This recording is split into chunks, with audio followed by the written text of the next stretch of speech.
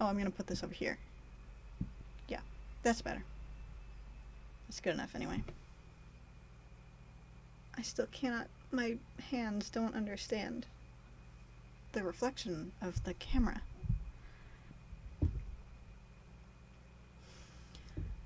Okay, so I just finished the comment response video and the announcement video, which are one video.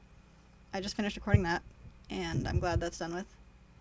But this is just one of the more casual ones that I've been wanting to do, that I've done a couple of before. Again, it's just to keep in shape verbally. So, as I stated once, I don't know how many people saw it. This month I took the month off. I didn't do very much at all for YouTube. And I want to change that in June. There's another thing that I want to start doing just for the month of June, which would be to record myself on camera every day, well, 5 days of the week for the whole month, even if I don't want to. And it would be probably 5 to 10 minute videos per day, leaning more toward 5. But the idea is to just be on camera every day, really get more used to doing this, and to just work on the speaking portion of it. For the most part, it's pretty easy for me to just talk about anything without a script. I do have a lot of pauses in my speech, but I don't mind that, especially with editing. I think it's just getting used to dictating my thoughts instead of just thinking them, and then that's it. I'm done thinking about that. So I want to try to transition into doing that, and making myself be on camera every day is a pretty good way to do that, I think. Those ones would be a lot shorter than the ones I do now, because the first two that I put on the camera on the channel were 15 minutes each approximately, and I don't know how long this one's going to be. I didn't want to spend too long doing this. I'm not going to edit the announcement video right now, but I'm going to edit this video and post it today. So for this video every day in June that I want to do, vlogs are not really the most popular thing on YouTube, unless the person is already very loved and respected and known.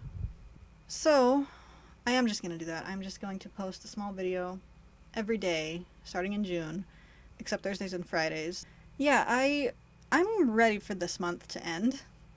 And out of context, that sounds very pessimistic, but I mean, I'm ready to stop resting and to actually get on a dedicated schedule or dedicated goals, follow some kind of goal that I set for myself, long-term and short-term.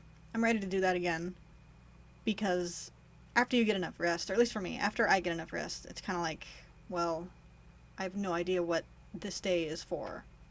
I don't know what I'm doing, so it'll be good to get off of that.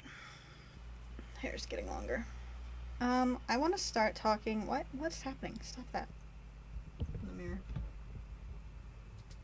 Is that too bright? And I'm stumbling a lot in my words today. This video feels like a lost cause. I think this is one of those lack of direction moments when I realize, like, I don't know what I'm doing. Like, I've been doing all of May, which is good for me to do that once a year or so. Twice a year would be nice, but I don't want to do that. So it's good that I did this. It's good that I stopped telling myself what to do every day. And like I said, I'm ready to stop that, but I'm still in that mindset of, like, I'm not really devoted to what I'm doing right now in this moment, because I'm not trying to give myself too much of a mental burden. And I'm just fighting right now if I want to try to scrape up some discipline and make this a better video, or to just be honest and just say whatever comes out of my mouth. Probably the second one. That's what the first two were. Even though I ended up talking about GusTube and about the process. Things like that. And today there's just not that big of a topic on my mind. I might be burnt out from making the announcement video, but that was so short. It was like 6 minutes of recording time. And then not even that. Because most of those minutes were just finding the document, because I was not prepared. My plan for the comic is, it's not really going to be a comic strip, like a webcomic, because I tried that before, and it felt unnecessary to me to redraw so many frames that I felt didn't need to be drawn. You can write a paragraph of text or you can write a conversation with like 10 speech bubbles, and then that takes up a little box of words. But if you were to try to draw it, it would be like an entire strip of just something that can be said so quickly and easily. So I'm gonna ditch the whole comic strip layout. It's gonna be more like a picture book kind of a thing, where I'm just gonna draw the things that are important for me to make visual, and have the text alongside it. And what I was thinking was to turn them into videos. So I'd have the art on the page, or the art on the as the main thing of the video, and then have some kind of subtitles either below or on the side. And then I would actually recite them without face cam. It would just be the art itself with me speaking the words, and that would be every video. Because then that enables me to get into animation, because there are some parts of the story that I see clearly how the characters move and what it looks like and what the effects are. And I can just make that into an animation. I can learn how, and then just incorporate that right into the video, and it'll be seamless. That's kind of my plan going forward with the comic. The comic is not entirely original, but it's not a fan comic either. It's in the Pokemon universe, so that's the thing that really makes it not original, and people are already going to be calling it fan fiction just at that, and that's fine, whatever, because I don't intend to make money off of it. I intend to use that comic for exposure. But anyway, all the characters I created, the plot I created, and that's it. It was really just building off of the world building that already existed in the Pokemon universe that Nintendo already created. So I have some strong views about copyright. It's just weird to me how people make all these like fan comics or like fan songs that have to do with characters from franchises that exist, like Mario and Luigi and Pokemon, like I'm doing. And it just feels weird to me that they make money off of that, because isn't there some kind of like copyright infringement there? And especially with me being so passionate against art theft when it comes to like individual artists, and that's where my struggle lies. Because I've had it pointed out to me that I've drawn drawings of Pokemon, put them up online, and then I'm really hardcore against art theft, and then somebody said to me, well, you're a culprit of that. They didn't say that in those words, but they made that point, and they were on the side of like, it's okay to do that, and they were also kind of not exactly on the side, and they were trying to get me to see it from their perspective, and I do see that. So ever since that, I've kind of realized, like, and I always kind of sensed it a little, but never fully formed the thought in my head, that I don't know if I'm okay with presenting a piece of art that isn't fully original, especially when you really get down to what original means, because nothing is original. If you want to like write a romance that takes place on a train station, like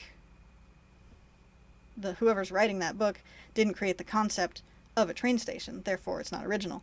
And you can just keep going down and nitpicking things even further, all the way down to like, I didn't create the alphabet, so using the English language isn't original.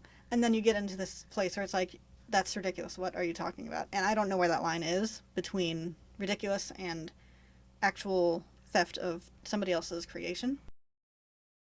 And it just gets more confusing when you throw into the mix that Nintendo is the largest grossing franchise in the world, and if I make this little comic and I get views off of it, even if I were to make money, which I don't intend to, like, it's not gonna hurt Nintendo a single penny. So the fact that they're a big company is like, that's a tipping point for me.